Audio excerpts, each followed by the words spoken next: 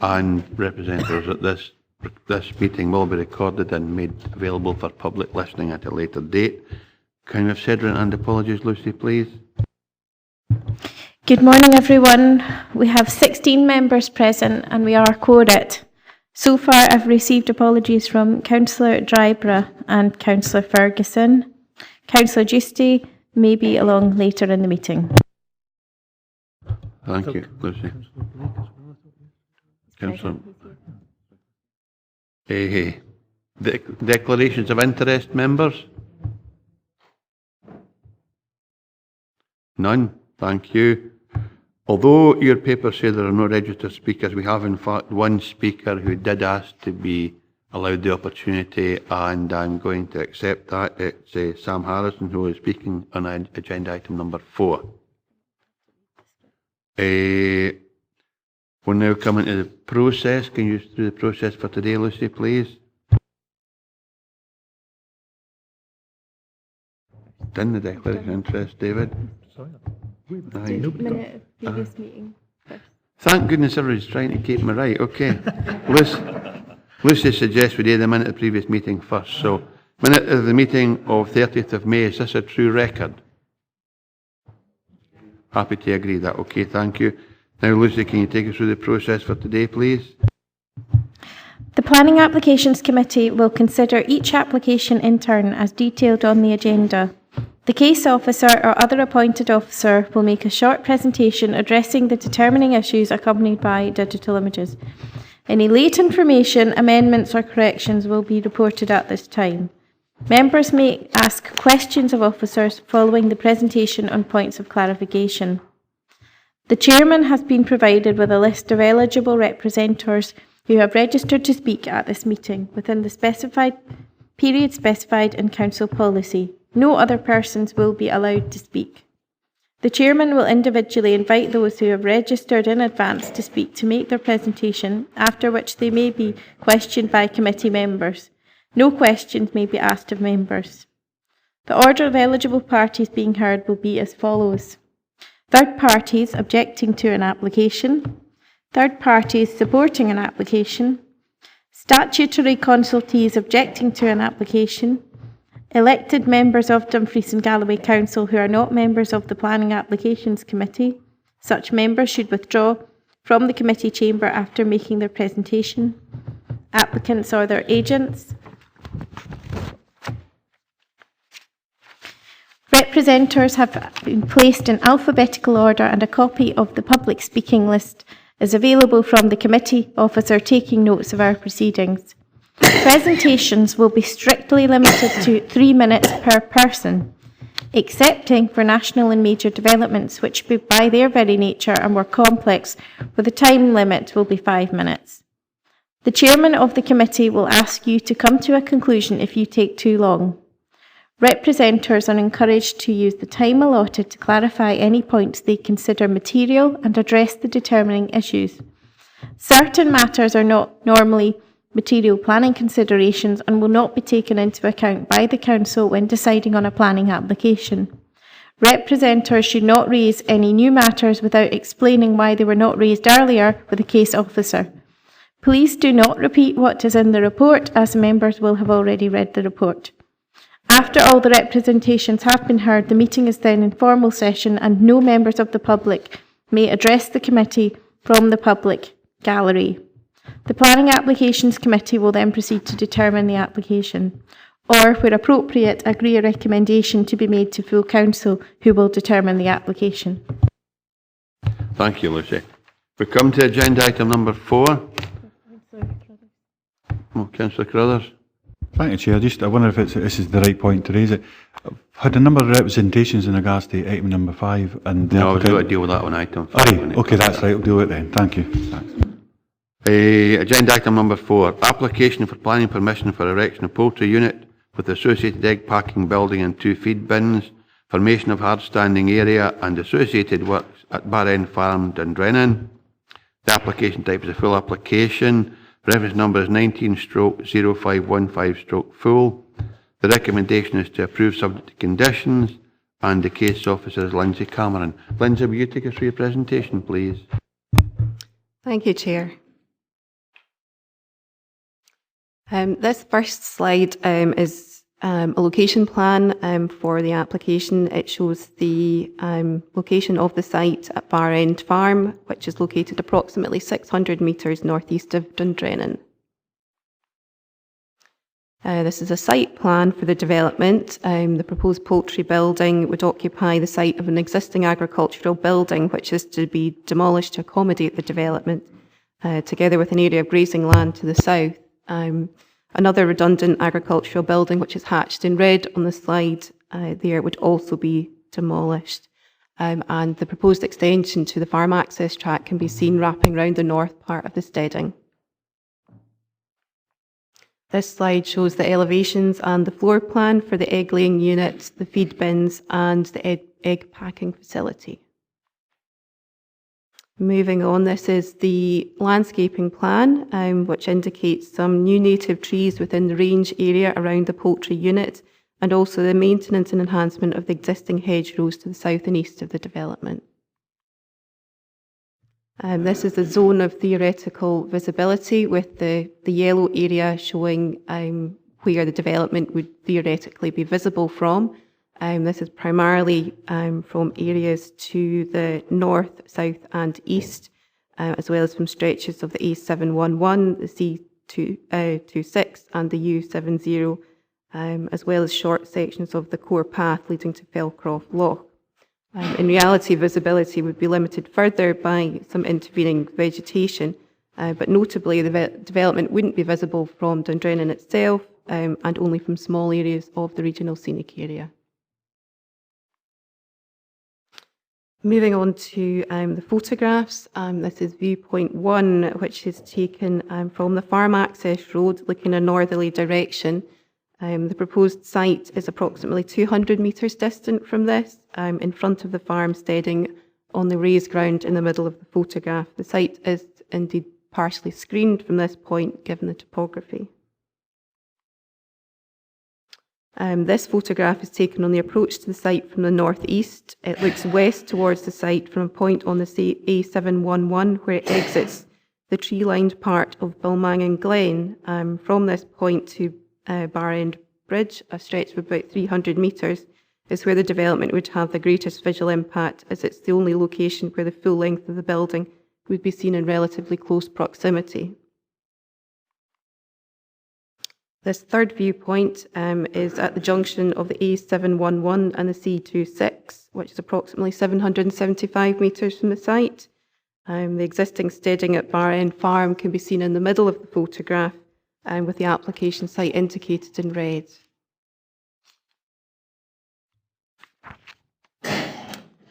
Moving along the C26, this photo looks in a southwesterly direction from a point near East Kirkarswell Farm. Again, BAREND Farm can be seen in the distance in the middle ground of the photograph. Viewpoint 5 is taken from a point to the south of the village on Fagra Road, looking north towards the application site, which can be seen to the right of the centre, indicated by the red arrow. The site's at a distance of about 1.3 kilometres from this point. Moving up to BAREND Farm itself, the next few photographs give you an idea of the site setting. This photograph looks across the application site, with the green and the red buildings to the left-hand side of the steading being those that are proposed for demolition. This photograph looks in a westerly direction across the site, the proposed poultry unit being located in the middle ground in the area of the existing fence line. And again, the two photographs to the right, two buildings to the right of the photograph are those to be demolished. Moving to a point in front of the steading, this photograph looks in a southwesterly direction across the application site. And the final photograph is taken from the north of the farm steading. The proposed development will be located on the site of the existing buildings to the right of the photo, together with the land beyond. And the extension to the farm access track would run around the rear of the farmhouse and the existing buildings to the left of the photograph. The proposal is considered to be compliant with the provisions of the development plan, and therefore it's recommended for approval subject to the conditions set out in the report. Thank you, Lindsay. Questions for the case officer, members? David McKee, and then Jen Maitland.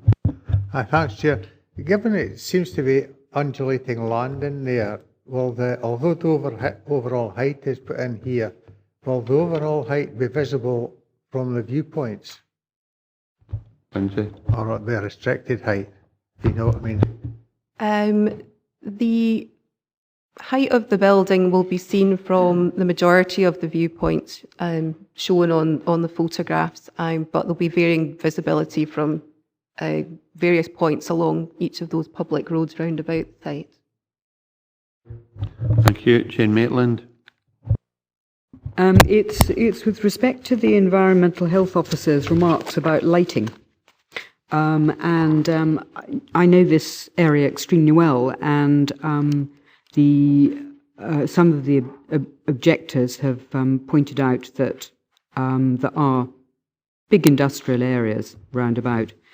Can you tell me, I'm curious why we've not taken the environmental health officer's strictures as far as lighting is concerned? Plant, formation of 2 borrow pits, 2 temporary construction compounds, crane standings, new access onto C8OA, access tracks and associated works, not in compliance with condition 1, site layout details, 16, positions of wind turbines, tracks and crane pads, and 18, size and specification details of proposed wind turbines of planning permission reference 15/P/4/0142. Land forming part of CROSSDYKES farm, approximately 11 kilometres northwest of Langham and approximately 13 kilometres northeast of Lockerbie. The application type, full application, reference number is 18/170/full. The recommendation is to refuse, and the case officer is Chris McTeer. Chris, when you're ready, take us through your presentation, please. Thanks very much, Chair.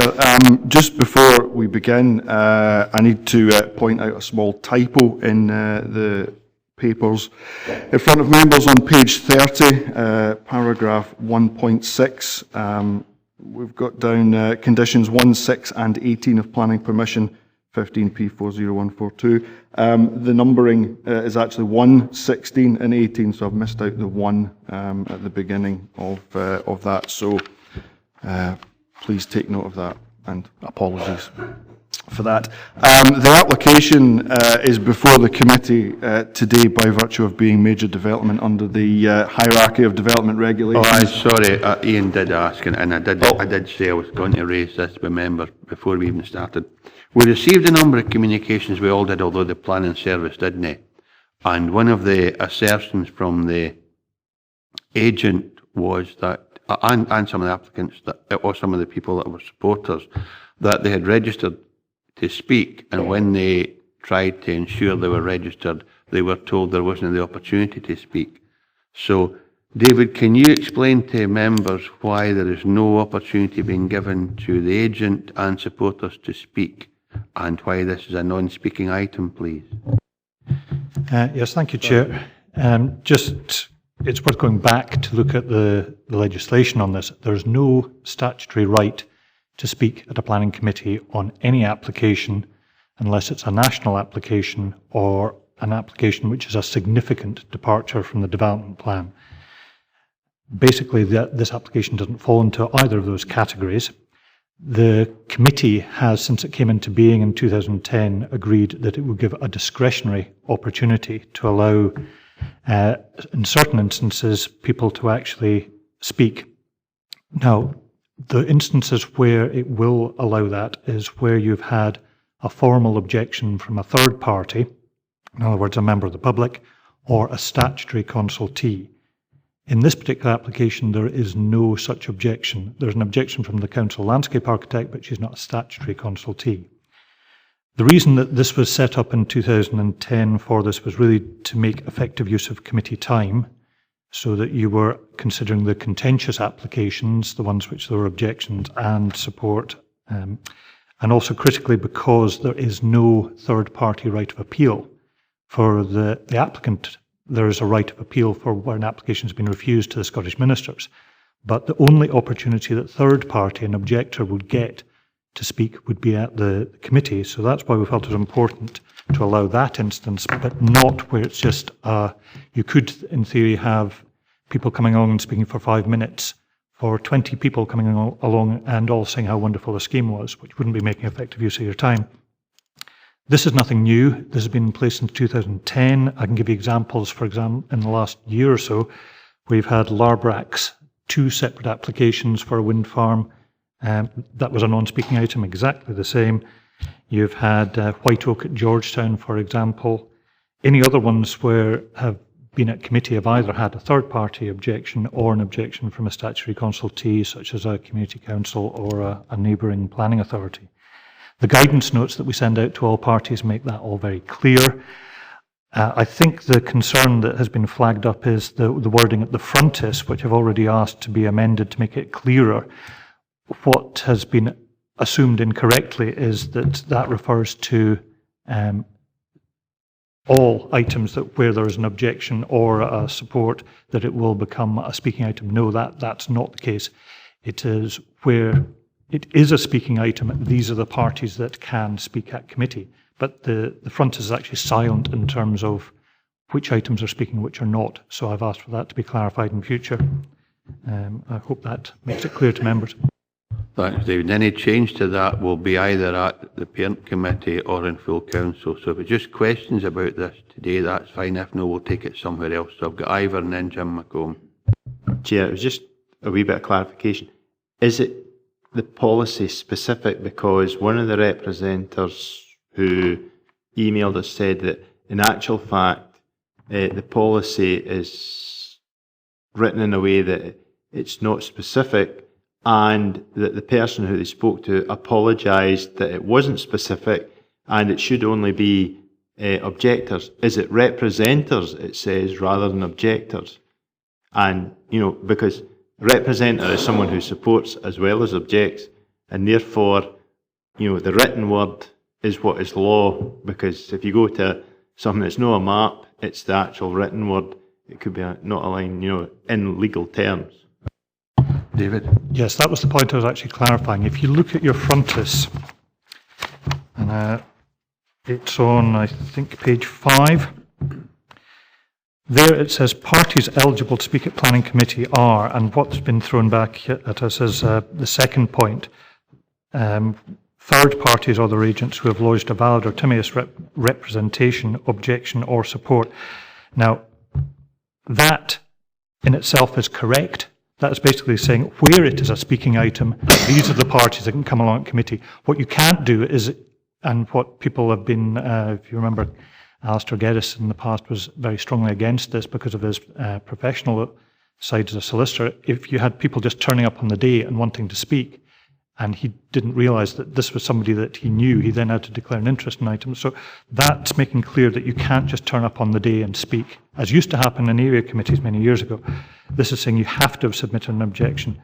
What that paragraph there is silent on is where items are speaking or non-speaking items. That isn't covered. That covers items that are speaking. But what I'm saying is from way back when, 2010, unless there was an objection from a third party or a statutory consultee, it didn't become a speaking item. Thanks, Ivor. Jim? Thanks, Chair. Is the advice which you have given us, David, with regard to non-speaking items, is that advice available on the planning website? David? No, but it can be if you want me to make it so. I certainly feel it should be available. Well, I think that's why we're discussing this today, because there's been some confusion, and we certainly don't want that, and we don't want to disappoint people who hope to make representation if there's not an opportunity for them to do so. Ian? Thank you, Chair. I think the valid points are being brought up, but my understanding was exactly what David outlined when I was asked by different members. That was the same understanding. It was only if there had been a objection rather than representation. But I still think what David says is absolutely right, though. If we decide for some reason, so we'll hear this today, we still have the discretion here, if we want, to actually listen to it. It was more about the applicant rather than the representative, because there's a number, I think it's 20 representations in regards to support, but if we look for maybe a balanced side, so we hear both, should we listen to the applicant as well? I know it's at our discretion. maybe at that point, depending on after what we see here, we maybe wish to do that. We maybe wouldn't, Chair, but I think it's available to us if we require it through yourself. I think, though, we would want to have a setup that's absolutely appropriate and fair and transparent to everybody. And the one earlier was a situation that developed where the applicant could have spoken. This one quite clearly, the agent couldn't because of the way that the policy or the arrangement is set up. So if you're suggesting we hear someone today, no. And if you're suggesting that there are circumstances that might apply, that would have to go to the parent committee. What we should do today is make sure the current policy or the current arrangements are easily understood and transparent for everybody, because that's the important thing. Ian? So my understanding is the default position is no, but it's at the discretion of the committee if it requires. So what I'm saying, after we've seen information, it may be a motion that's put forward, it may not. Probably not, but it's at the discretion of the committee, and that's what I heard, and that's certainly my understanding. So I think certainly if I felt okay, I'd like to hear the applicant. The applicant might not even be here as far as I'm concerned, but they probably are. They might want to speak, they might not want to speak, but they're not with the lobbying and that's such like. But that's not going to today. Okay, but again, it would be the decision of the committee, not yourself, just yourself, Chair. That is, and as far as I'm concerned, the standard orders state quite clearly, if a proposal is put forward a motion and it's seconded and it's approved by a majority of the voting members, then that's the decision that's made. We'll try not to go down that road.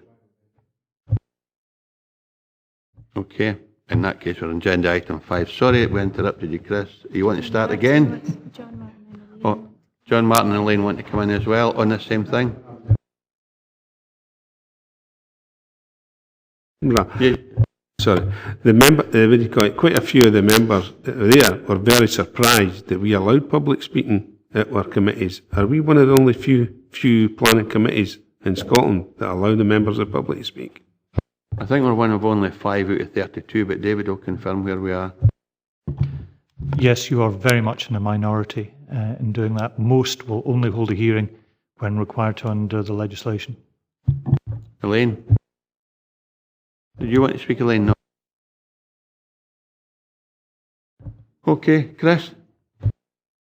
Thanks, Chair. Take 2. Okay, so the applications in front of you today, by virtue of being major development under the hierarchy of development regulations. In addition, it's an application made under our old friend Section 42 of the Planning Act, which is for determination of applications to develop land without compliance with conditions previously attached. As you can see from the plan on the screen, the application site is part of CROSSDYKES Farm. It's located 11 kilometres to the northwest of Langham and 13 kilometres northeast of Lockerbie. The closest settlement is Quarry Common, which you can just see to the west-southwest of the application site, and it lies about 4 kilometres distant. By way of a background to this application, the original wind farm permission was granted by committee in September 2016 under application 15 P40142 for a wind farm comprising of 15 turbines up to 130 metres to blade tip. That application was supported by the Council's landscape architect and by officers at the time and by members. A further application was made under Section 42 to increase the tip height of these 15 turbines to 149.9 metres. That was granted in March last year under application reference 170145 full. That application was still for 15 turbines. However, subsequently, since permission was granted, the applicant has reduced the number of turbines down to 10, which was within the remit of the conditions that were attached to the 2017 permission. And the applicant has also discharged all of their pre-construction suspensive conditions as well.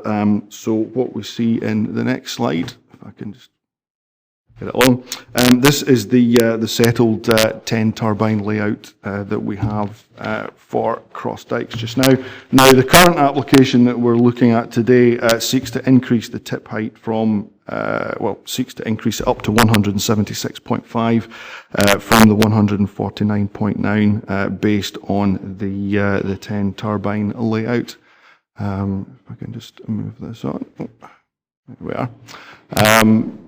Not a surprise. Oh, thanks very much. I was just going to ask for the curtains to close. Just a standard 3-blade horizontal axis wind turbine. We've seen plenty of these before us recently. So, turning to the study area for the landscape and visual impacts, this was undertaken out to a 40-kilometre radius from the application site. Next, we will look at. There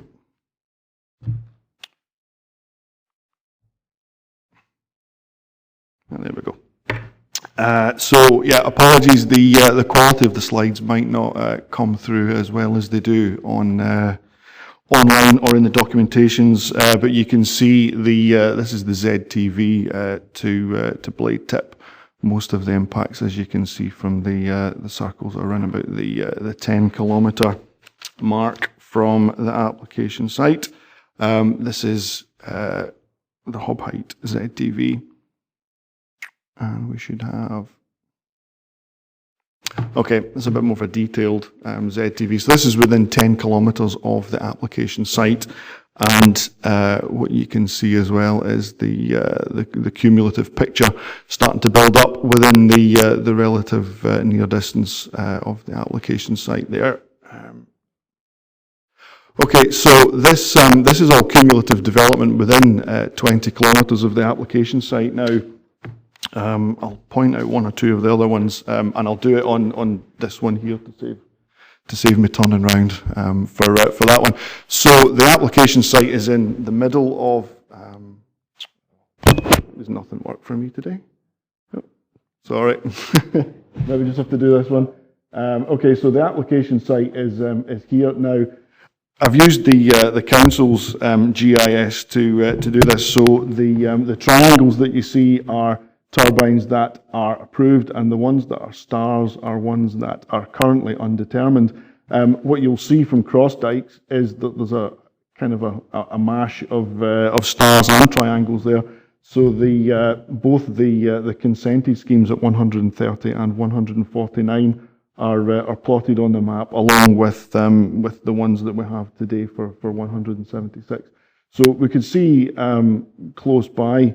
We have the turbines in here. We've got Hopsrig. We've also got Hill and Craig wind farms, which are down here. Carlsgill is down in here. Next door, we have the undetermined Little Hart Fell wind farm. Going down to the south, we've got Minsker down here and Solway Bank, which is currently under construction at the moment. That's just a slightly closer in picture for that one. Turning to some of the visuals that we have for this. This is the proposed scheme at 176 metres. So this is the first one from Crossdykes Farm. It's a slightly longer view to that one. Bailey Hill again, which is one of the sort of closer viewpoints to the farm. They're not really coming out so well in these slides. Out to the Black S Bridge, you can see on the wire line underneath the turbines that are picked out in blue are the proposed ones, and that's what it would look like at the Black S Bridge. Moving slightly further out, this is to Whitcastles. So you can see the kind of the cumulative picture building up in the wire line at the bottom. If you just see, we've got existing wind turbines here, which is Hill, I think. Yep.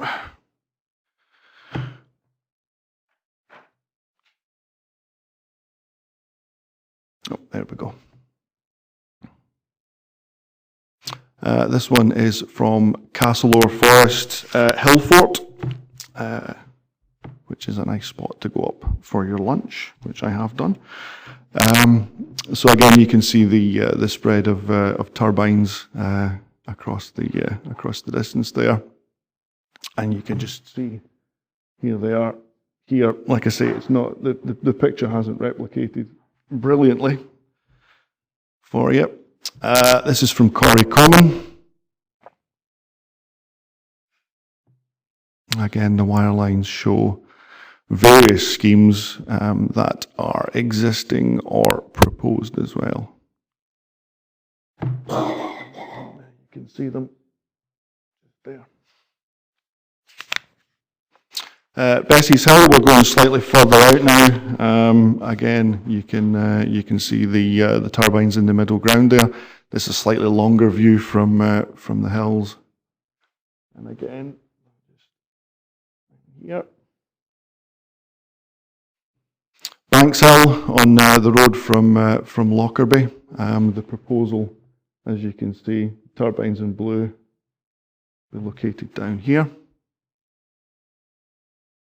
So, yeah. Rayburn Foot, that's to the north of Esdalmuir, so this is looking down south towards the site. As you can see, they're getting further away into the distance. Just there. Burnswalk Hill, which is obviously near Lockerbie, looking from the west out towards the existing developments there.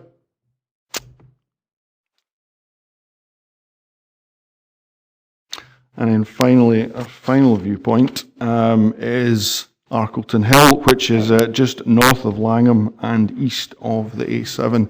So this was just to get a slightly longer view of the development, which is going to be located just in here. But you can see the spread of cumulative development. Although some of the ones here are, they're way over towards sort of Hairstains and some of the Annandale wind farms as well. So, in summary, although the proposal has fewer turbines than previously permitted, it is acknowledged that it does create a more balanced layout on site. The council's landscape architect has objected to the proposal, mainly on the impacts on the Water of Milk Valley, which runs down to the west of the application site, and in the landscape character unit's capacity to hold the very large turbine typology of which these ones are, and also in cumulation with other nearby developments.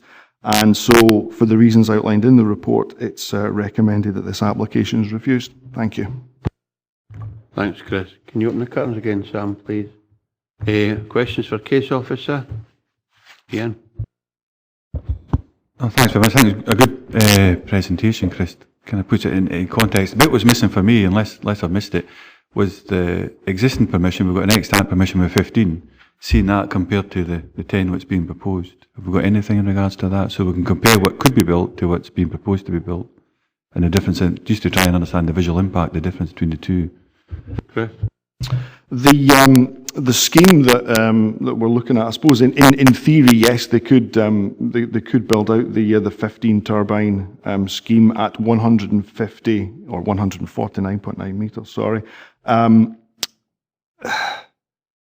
As far as I can tell, the 10 turbine layout is the one that the applicant's looking to do. I mean, they've discharged all their pre-suspensive or their suspensive pre-construction conditions. Everything's been purified, so they could build that scheme today, tomorrow, yesterday.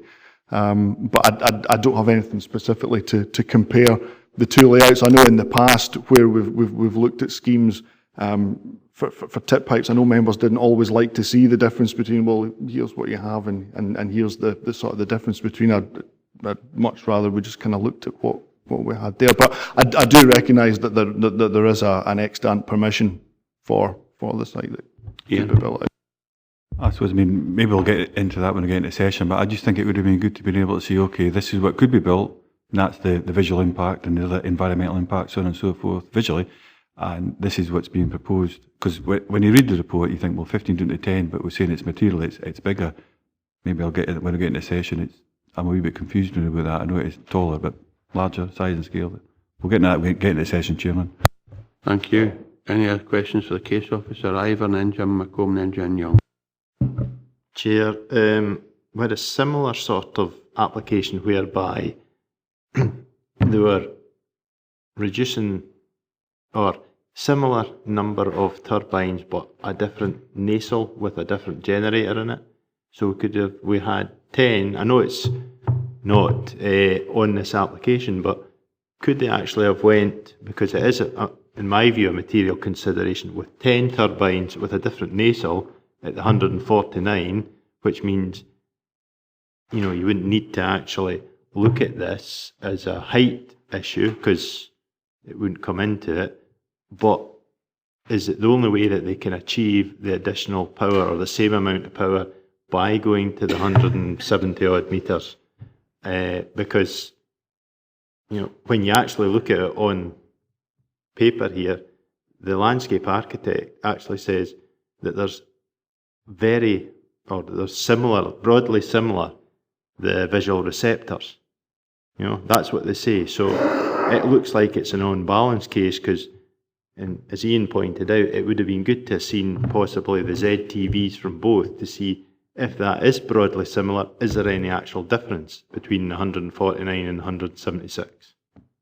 I think we're drifting into session the way we're discussing this. But anyway, if you think back to Sandy now, they've increased the generating capacity substantially without increasing the height, just with using different technologies. So I think that's a question for you, Chris. Could using different technology with 149.5 metres generate more electricity than what's originally scoped for or planned for? I don't know. That'll do. Jim McComb. Thanks, Chair. These are indeed very large turbines, 176.5 metres. Are there any other turbines in the locality of this height? Chris? Not at the moment, no. John Young. Thanks, Chair. Chris, you showed the ZTV of the application site. Did you say that that diagram showed the original 15, the previous original 15, plus the new 10, giving the impression of a very crowded site? Chris? It was the it was the.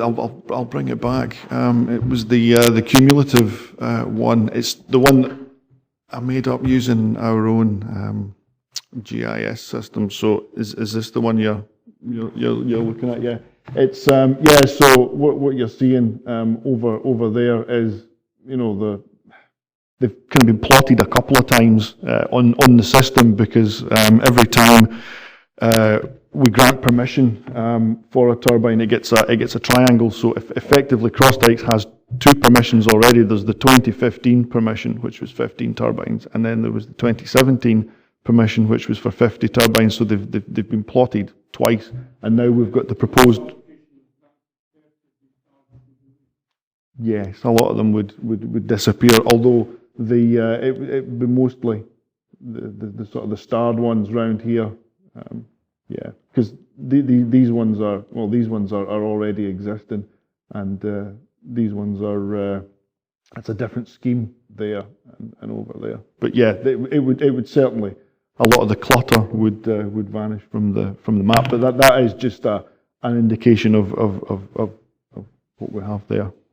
That's not the ZTV though. That's the cumulative development image. So you asked about ZTV, didn't you, John? Oh, right, okay. Quite happy with that. Okay. Elaine? It's really for session, so I'll keep it till then. Okay. Ian? So I was gathering in session, probably more appropriate now is what I'm thinking. So I'm reading through the report, there's quite a bit of mention in regards to LDB2. It's been through the process and it's at a stage, and it seems to me as if there's been quite a bit of consideration in regards to that. It's still not been considered by full council. I just wondered, was that the case when I'm reading that? Has it been, seems to be quite a bit of weight put towards LDB2 in its current status rather than, I've seen a different approach. So just clarity on that, please. Chris? Yeah, I mean, we do have to give LDP2 some weight in terms of the policies that we look at in LDP1, the existing one that we have. Policies IN1 and IN2 are, I wouldn't say virtually unchanged between LDP1 and 2, but there's very, very little change in between them.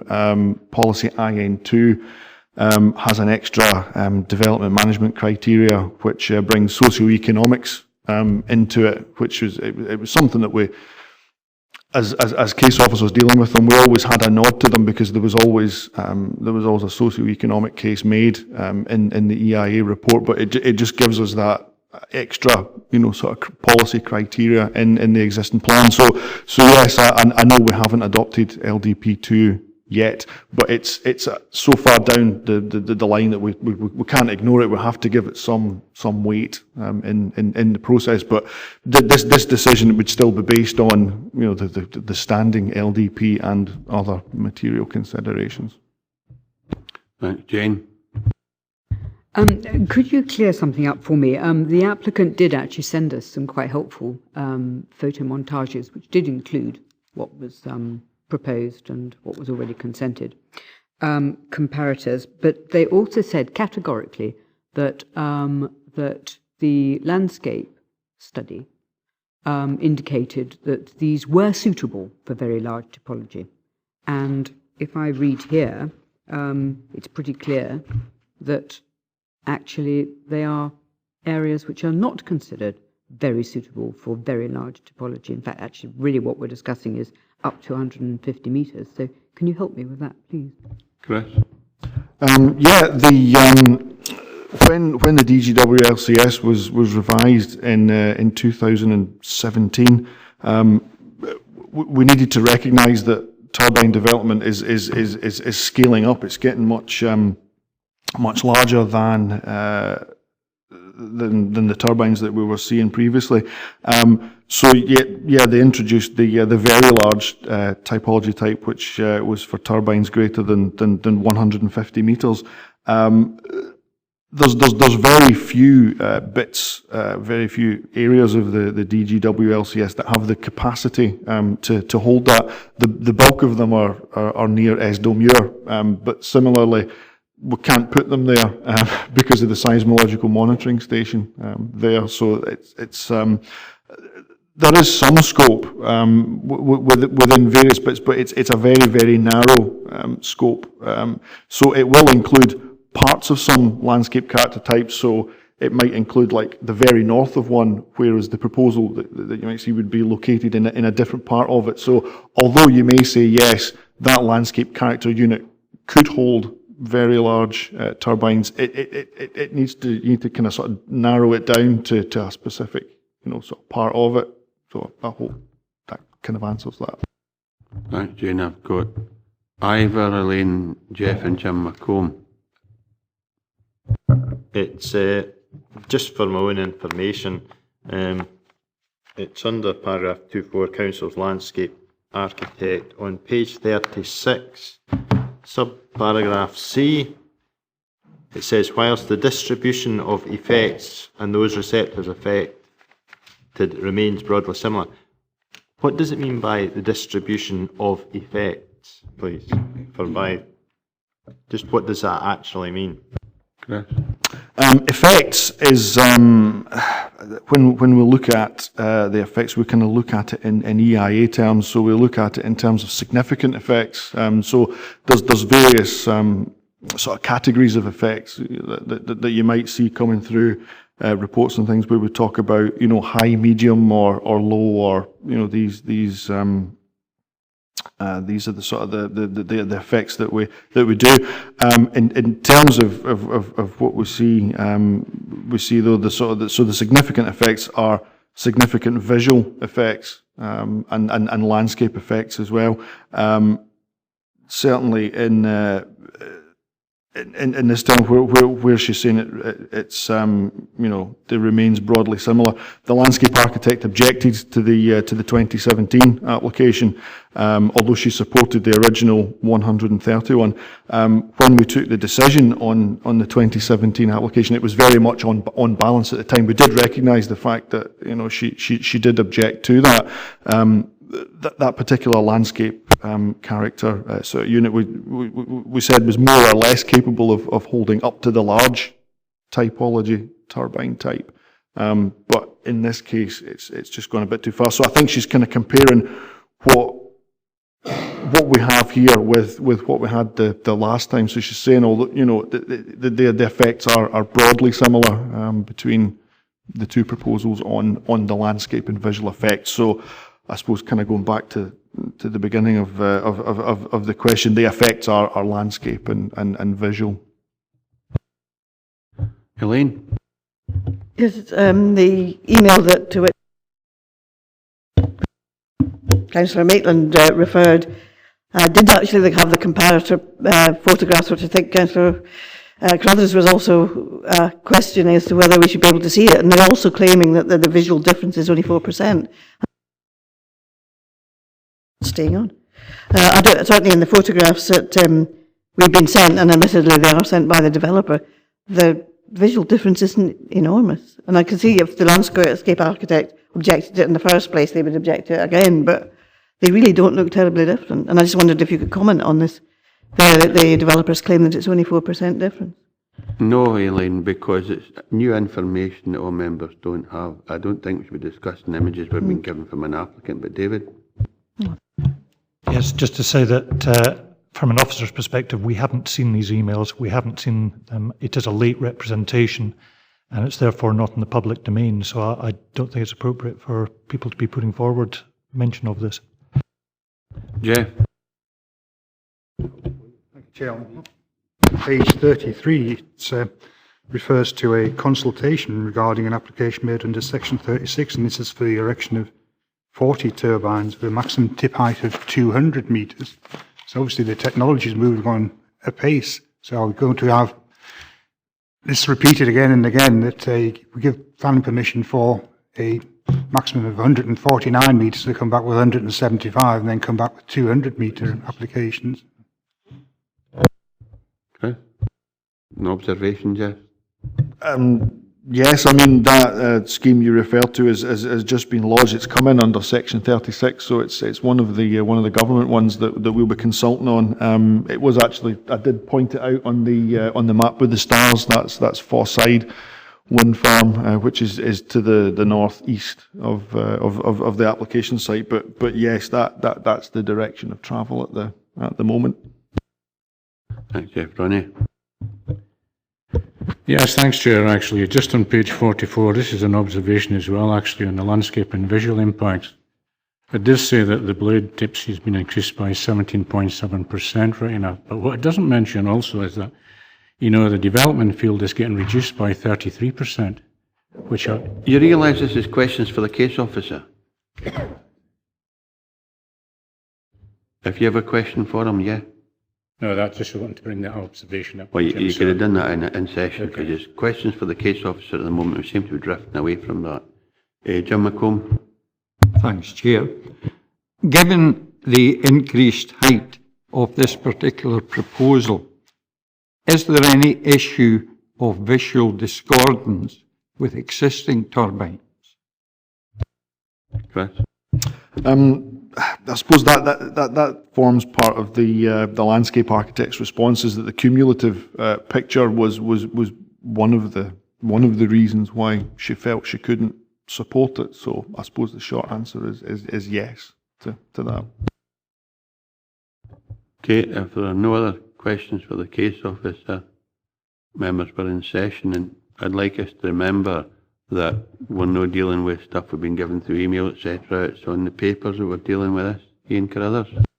Thank you, Chair. No, thanks for getting the chance to kind of put my views in it. So when I read this report, I did think, come back to what Ivor said actually, and we've not really discussed this in any great detail at all, but it's on balance, and that's how I probably would have perceived it. It's on balance, so to speak, but go back to some of the comments that Ronnie just mentioned, actually, it recognises, it says that a 17% increase in tip height, but if you look across the overall size and scale of the site, it's a reduction of 5 or 33%, so that's probably real terms reduction in 16%. Or if we want to use Pythagoras, it'd be much greater than that if we want to go down that route, but I don't think we have to. So going back to the visuals, we have had visuals out with the committee, so I'll not refer to them in any detail, but my perception would be that there is a lesser of an impact, but fair enough, we have clear policies that are planning officials have to adhere to. They have to be seen to be fair, balanced, and so on and so forth, but we have, I think, maybe a greater degree of discretion here. So I'm very much in favour of this, Chairman, seeing this going through, being approved, to put my cards on the table, and it's predominantly because even if it was in balance, actually, whether it's socio-economic benefits, whether it's the community support, whether it's the Scottish Government renewable energy targets, which is mentioned within the paper, I think there's quite a number of things in regards to this whole site, how it looks, and when you're actually there, I know this area very well, I do a lot of, whether it's motorbikes or even just cycling up through this area, doing a lot of work in this area. I think the visual impact will be minimised in comparison to the extant permission.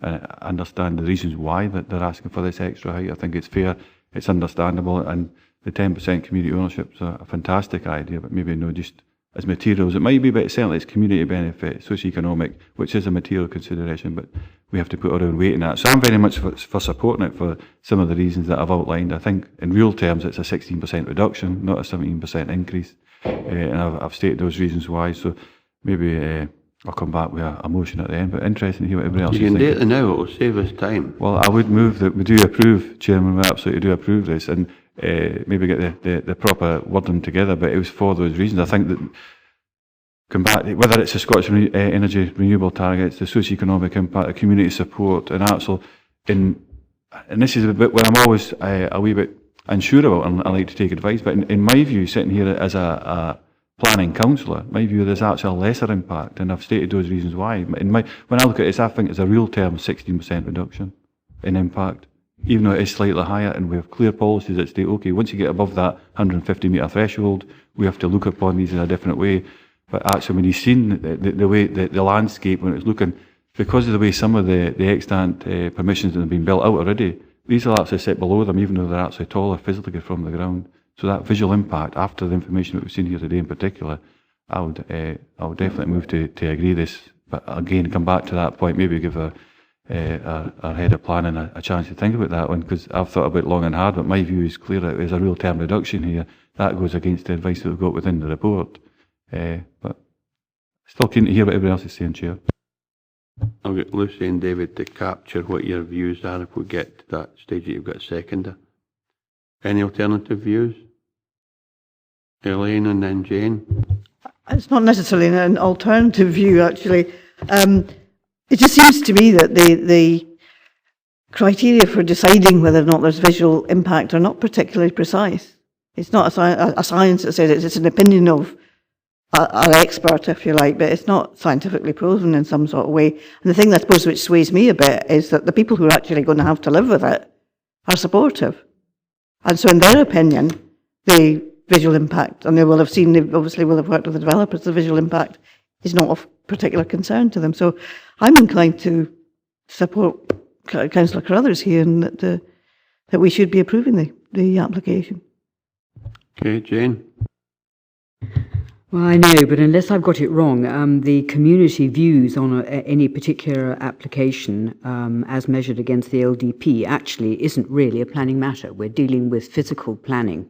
And while I accept that the leader is suggesting that it's not an absolutely scientific look, that it is, as best it can, a kind of step-by-step view of our landscape capacities and our study. So I accept that there is community support, and that's quite clear, but that actually is not really the issue. The community comes in when they help us form the local development plans, and we are being invited to step away from the local development plan policies, and it is not clear to me from Councillor Carruthers' rather lengthy motion what actually are the grounds for stepping away from the local development plan. I have sympathy with what other members are saying, but I'm sorry, you've got to be quite sharp, quite clear when it comes to planning. We're not having an open discussion, Ian. We'll come to that when everybody else has finished speaking. Who else is looking to speak? Is that Elaine? That's another speaker. David McKee. Chair, I think representations and support, I think what concerns me most is this, when applicants or supporters bring in the amount of money that's going to be paid into the area. That's got to be a big concern for us as try to make decisions. Applicants offered up to 10% share in community ownership. Should that be in our papers at all? And to me, it's not an honest way of trying to develop the area. And the proposal to increase the height of turbines with the amount that we're proposing, I think, is just going too far. I think the paper was quite clear. It tried to give the fullest information. It mentioned community benefits, and then at the end of the paper it said you have to disregard that, although community ownership, I understand, is quite different. David, can you just explain to Councillor McKee, please? Thank you, Chair. Yes, I would direct members to page 51, bottom of that. It's paragraph 462. There's just very recent, very clear advice come out from the Scottish Government on this. If you have got a shared ownership scheme, then the socio-economic benefits which accrue from that are a material planning consideration. However, any other sort of voluntary contribution, so if a developer is offering a developer contribution to a community council of X amount, that isn't a material planning consideration, but you can consider the socio-economic benefits that come from the shared ownership. I think we'll probably come back to what was sounding like a motion from Councillor Carruthers quite shortly, but the only thing I'd point out on that same page is paragraph 458, which is to do with the generation, that if you're looking at the original permission, then you've got the 15 turbines there, a notional output of 48 megawatts. The current one here has a total notional output of 48 megawatts. So it is, I don't think you can argue that this is going to be making any significant additional contribution above and beyond what's already been approved. Thanks, David. So currently we have a motion. David's going to come back to that. If I know, or Jim McCorman and Jane. Thanks, Chair. This is a hill landscape, not a mountain landscape. The range of altitude from the valley bottom to the hill tops is only of the magnitude of about 200 metres. Due to this process of incremental increase in the height of turbines, we are getting to the stage where the turbines are almost equivalent to the range of altitude. And that I find concerning. We started off with this proposal at 130 metres. It's now 46 metres higher. I'm happy to support Jane to go with the recommendation. I didn't realise Jane had done that. I thought she was making an observation. But so you've made I will, Chairman. I will propose that we go with the recommendation in the report. Dougie Campbell. Thanks, Chair. I'm struggling with this one for reasons that have been expressed, particularly Councillor Carruthers and Councillor Murray. It strikes me that we're being asked to make a decision, but there's uncertainty in members' minds about the visual impact of the higher turbines in comparison with the previous scheme of the 15 smaller ones. And, you know, we've been sent images that we've all seen, we've all looked at, but we don't have similar images, you know, that have been presented as part of the report. This might be an unpopular proposal, and it might not be competent, but, would it be an option to defer a decision on this application to enable officers to bring forward images that show a representation of the contrast and impact on the landscape? It might be more competent if you also propose a site visit. You could combine them both. But, David? I hesitate to say this, but we're rather damned if we do and damned if we don't. We have been pilloried in the past as officers for showing slides with a compare and contrast, so we deliberately didn't do that this time, and now we're being told we should have done. That information is already all online anyway on the council's website and is available for members to actually look at. If members do wish to see it in the context of the site, and it would also allow me to have a look at what you have had submitted to you, then it would allow us to actually view that. But at the moment, all we can go on as officers is what we have before us and what we're recommending. And remember as well, although there's a number of people in support, I'm quite sure it'll not be unanimous across the valley. Jane? I'm not absolutely certain whether a motion has been proposed. What I would say in respect of that procedural motion is that actually what gets members really up members' noses is to be told that the applicant has been haggling with the planners and first puts in something and then puts in the next thing. This is actually different, and I accept it's different because it's comparing something which is already extant, an extant planning permission, to what is being proposed right here. So I think there is actually a subtle difference. Nevertheless, I think we can determine it today. Well, to be fair, Dougie hasn't suggested that, he just made an observation.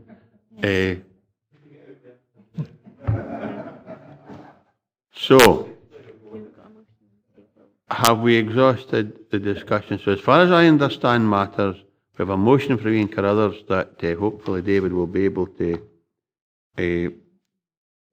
just consider and advise members on the competency and the language. Elaine, did you intend to second? And then we've got an amendment from Jane, seconded by Jim McComb. So, David and Lucy. Pardon? Just in regards to, so what I was putting forward, so it wasn't the generating capacity for David, it was the size, scale and mass. So I do realise that they're both 48 megawatt generating capacity. It was, so even if you got to use Pythagoras, if that was the case, then length times pi r squared equals the volume and the mass. We'd be able to work out the size and scale of the mass of the 15 compared to the 10. I think it'd be a real terms reduction. We would see that. Haven't done it, but we could do that. But like I've said, we've went from 15 to 10. We've said a 17% tip height difference, but actually we say a 33% reduction in size and scale. So there's a real term 16% reduction. So what I'm saying is the visual impact actually and the local environmental impacts are smaller. There's got to be less roads. There's got to be less. So and the motion would be subject to what's clarified within the report, the change of conditions 1, 16 and 18 obviously as well. So it is about the visual impact. 4.65 states very clearly, going back to Councillor Maitland's point, was that is well, you're not going to unravel Councillor Maitland's discussion, surely. No, I'm talking about mine, but you brought up a point saying, was it a material consideration? Proposal. No, I'm clarifying the points that were made. And is actually the local socio-economic benefit, community support and so on, a material consideration? And what I'm saying in paragraph 4.6.5, it states quite clearly, it is recognised that the proposal enjoys a level of community support, positive socio-economic benefits arising from the proposal, contribution towards the Scottish Government's renewable energies, and it then goes on to say all these are material considerations. And what I'm saying is, I feel it's very much on balance, but actually because of these things that I've outlined, I think it's a real terms reduction in size. I know we're professional advice, but it's a real terms reduction. There's socio-economic benefits, community support, and we're helping to. It's also helping towards Scottish Government renewable energy targets. So I don't know if that helps David actually formalise the motion. Hopefully it does. Can you try and condense it into a few words, David? Ivor. Chair. Jane. Chairman, can I be absolutely clear? It's not up to the officers to shape any sort of motion. It's up to the proposer to shape a motion. And I think that should be made completely clear. I think the problem is it would take a long time for members just to understand what's being said, and what I'm trying to get David to do is condense what's been said into I don't want David to write his motion, I want to condense it into a form that members would understand or be happy to accept. Ivor? Chair, my sort of view was the fact that the reason for refusal would have significant adverse effects. Well, actually, the previous one, according to the landscape architect, would have had significant adverse effects. And I think the fact that we're reducing the number of turbines, although the height is increasing, on balance, would allow us to support this application. That's. But I think the issue is the adverse effect is the height. So yin or two sticking up's adverse effect. But we're not having a debate about this. We're not having a debate about this. David. Chair, can I summarise what I think I've heard?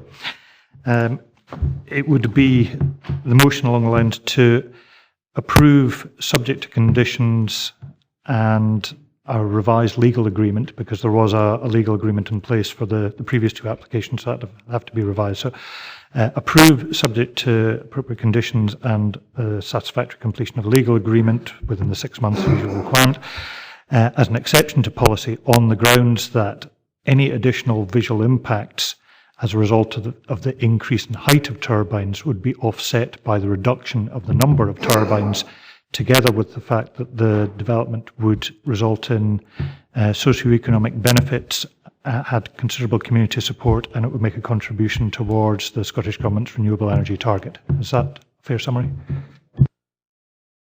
Okay, and the amendment is to go with the officer recommendation. Councillor Juice, do you come in sometime through this debate? Do you propose to participate?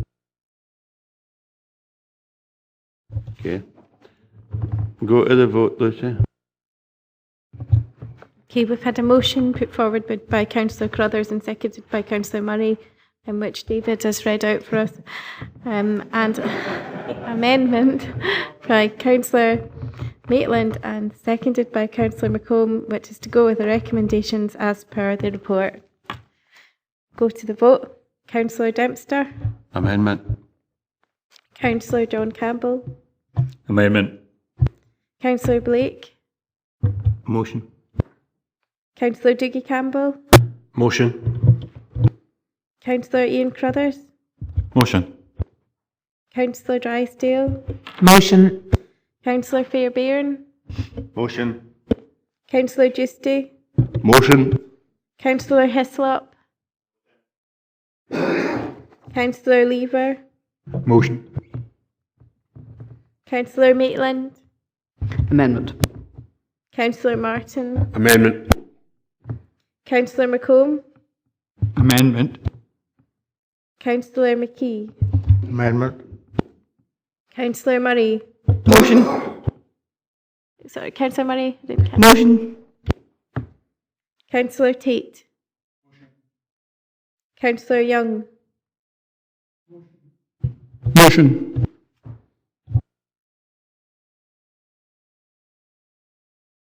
And I can confirm that the motion carries with 11 votes to 6. Ian. Chairman, I should have picked up Chair of Annan Common Good. I think I've got a declarable interest in the next item, so I'll leave the meeting for that. Thank you. Thank you. Okay, we come to agenda item number 6. Installation of 2 harbour access ladders and 4 timber fenders at Annan Harbour Quay, Port Street, Annan. The application type is listed building consent. The applicant is Dumfries and Galloway Council. Reference number 19/0398/LBC, and the recommendation is to approve unconditionally. Case officer is Lindsay Little. Lindsay, will you take us through your presentation, please? Thank you, Chair. Before I start, could I just point out a small typo on page 57 of your papers, 1.3, the 4th line down when it reads 900 millimetres, it should be 90 millimetres.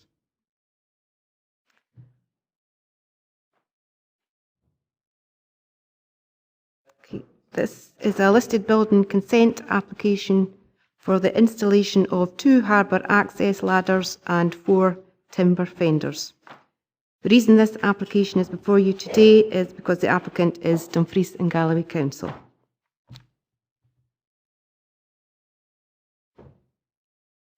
So I'll take you through some slides. That's application form.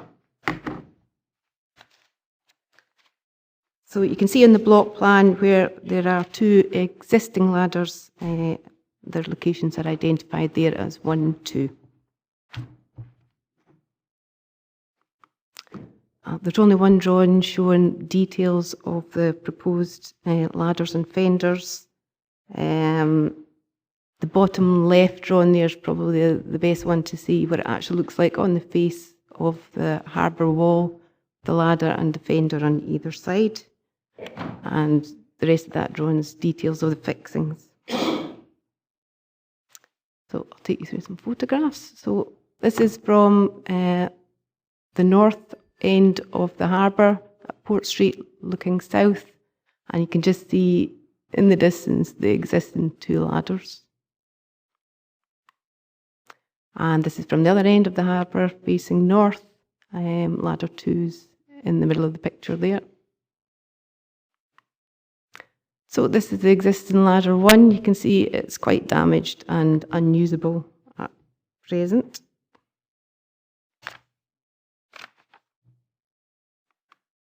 And that's a side view of the same ladder. And this is the second ladder, which is still in use at the moment. And you can see there how it's fixed onto the harbour quayside.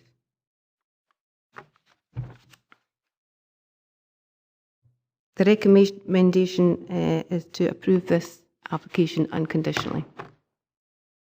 Thank you, Lindsay. Any questions for the case officer? Pauline? Thank you, Chair. So I am possibly being a bit rude here, and you may not have the answer to this question, but will that be the same design, that kind of quite an attractive metal feature, or will it be something slightly more attractive? Thank you. Lindsay? The proposal is more or less the same design, but slightly more substantial. I think it's slightly thicker metal, etc., just to because of wear and tear. And the fenders are new to stop the boats damaging the ladder. There are actually some industrial kind of palisade fencing on the opposite side of the harbour, which you can't really tell by the photographs. So there is, you know, an industrial kind of feel about the area. Thanks, Pauline. Any other questions for the case officer? In that case, we're happy to support the application unanimously. Confirm the decision of the committee, please, Lucy. And I can confirm that members have agreed to approve the application unconditionally as per recommended in the report. Thank you, members. That concludes business for today. Thank you very much for attendance.